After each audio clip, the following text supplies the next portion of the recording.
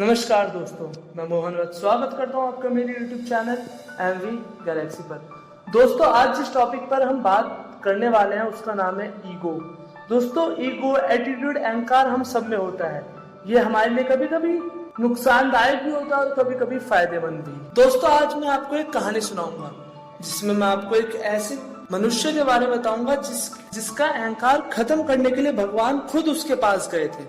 तो चलिए शुरू करते हैं। दोस्तों, समुद्र मंथन के बारे में तो आप सबको पता है। समुद्र मंथन के बाद जब देवताओं ने अमृत पी लिया तो वो अमर हो गए, और जब दोबारा देवता और दैत्यों में युद्ध हुआ तो दैत्य हार गए। तब दैत्यों के राजा बलि, जो प्रहलाद के पोते थे, वो अपने गुरु शुक्राचार्य के पास गए और उनसे कहा कि आप हमें दोबारा शक्तिशाली बनाने के लिए कुछ उपाय बताएं। तब शुक्राचार्य ने कहा कि तुम यज्ञ और दान करो जितना हो सके। तब राजा बलि ने उनकी ये बात मान लिया और दान और यज्ञ करने शुरू किए।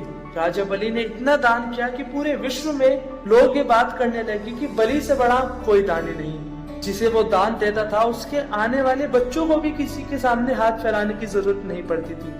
पर बलि के मन में कुछ अहंकार भी आने लगा। राजा बलि ने एक लक्ष्य तय किया था कि वो 100 यज्ञ करेंगे, और जब कुछ दिनों बाद राजा बलि के 99 यज्ञ पूरे हो गए और उसने 100वें यज्ञ की तैयारी शुरू करवाई, तब सारे देवता भगवान नारायण के पास गए और उनसे कहा कि प्रभु, अगर बलि ने 100वां यज्ञ पूरा कर लिया तो वो फिर से शक्तिशाली हो जाएगा। तब भगवान नारायण ने एक अवतार लिया जिसका नाम था वामन। छोटा सा कद, बाल ब्रह्मचारी, हाथ में कमंडल, और चल दिए राजा बलि की यज्ञशाला की ओर। जब पहरेदार ने वामन भगवान को आते देखा तो बलि को सूचना दी कि महाराज, एक ब्राह्मण आए हैं। तो राजा बलि ने द्वार पर आकर उनका स्वागत किया और कहा कि देव मेरे अहोभाग्य, जो आप जैसे तेजस्वी ब्राह्मण के मुझे दर्शन मिले। बताइए आपको क्या चाहिए। तब वामन भगवान बोले कि पहले तू संकल्प कर, जो मांगू वो देगा। तब बलि ने अहंकार वश कहा कि जो मुझसे जो मांगता है मैं उसे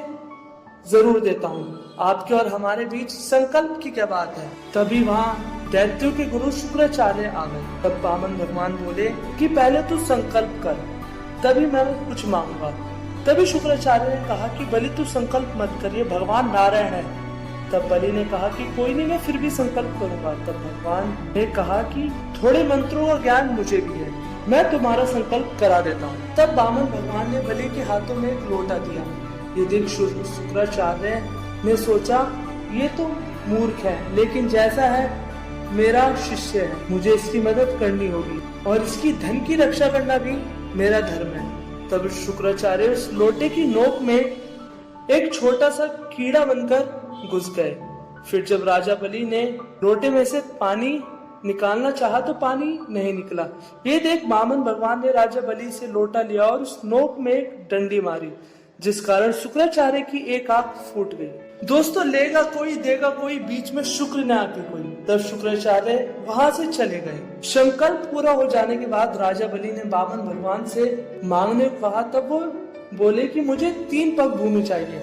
तब राजा बलि और उनके साथी उन पर बहुत हंसे और उनसे कहा कि तू पागल हो गया, हमने तो सोचा था कि तू बहुत बड़ा ज्ञानी है, तुझे एक मौका और देता हूँ, तू मांग ले जो मांगना है। तब वामन भगवान बोले कि मैं एक संतोषी ब्राह्मण हूँ, मैं बस थोड़े में ही संतोष कर लेता हूँ। तब राजा बलि ने कहा कि तुम्हें जहाँ 3 पग भूमि चाहिए तुम वहाँ ले लो, मृत्यु लोक पे मेरा राज, स्वर्ग लोक पे मेरा राज।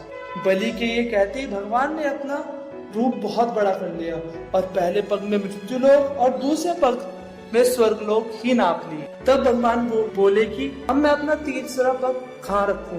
तब बलि चुप हो गया। तब भगवान ने कहा कि जब तुझ पे 2 पग देने की भूमि थी तो तूने 3 का संकल्प क्यों किया, तू झूठा है, तुझे दंड मिलना चाहिए। और भगवान ने गरुण देव से कहा कि तुम इसे बंदी बना लो। तब बलि ने कहा कि भगवान, मेरा संकल्प झूठा नहीं जाएगा, आप तीसरा पग मेरे ऊपर रख दीजिए। ये देख भगवान ने बलि को गले से लगा लिया, कहा मैं तेरा अहंकार नापने ही तो आया था, अभी तक मैं तुझे बांध रहा था, अब तूने मुझे बांध दिया, बता तुझे क्या दूं, सारा राजपाट वापस दे दूं। तब बलि ने कहा कि राजपाट के बदले आप मिल गए, और क्या चाहिए। बलि चाहत वैकुंठ प्रभु दीनों पाताल। भगवान ने कहा तुझे वैकुंठ पर राज करना था, मैं तुझे पाताल लोक का राजा बनाता हूँ। तब बलि बोला कि आपको जो मुझे देना था आपने दिया, अब मैं आपसे कुछ मांगू। तब भगवान बोले मांग बलि। बलि ने कहा कि भगवान मैं अपने महल के जिस द्वार से निकलूं मुझे वहां आपके दर्शन हो। बलि के महल में 52 द्वार थे। तब भगवान ने उसकी ये बात मान ली और 52 द्वारों पर अपने 52 रूप बनाकर खड़े हो गए। कहा न जाने बलि किस द्वार से आ जाए।